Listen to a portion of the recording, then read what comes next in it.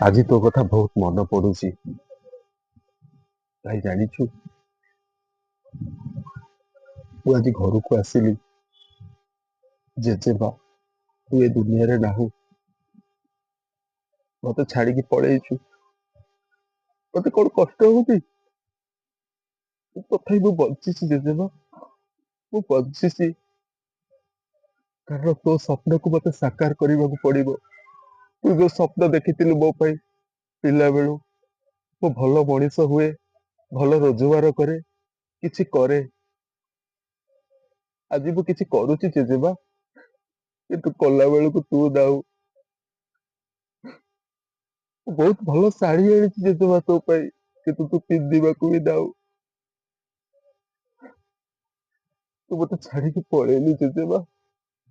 ଆଉ ମତେ ମିଠା ମିଠା କଥା କିଏ କହିବ ଜେଜେମା? ମତେ ଗପ କିଏ କହିବ? ମୋର ସବୁଠାରୁ ଭଲ ସାଙ୍ଗ ତୁ ଥିଲୁ ଜେଜେମା।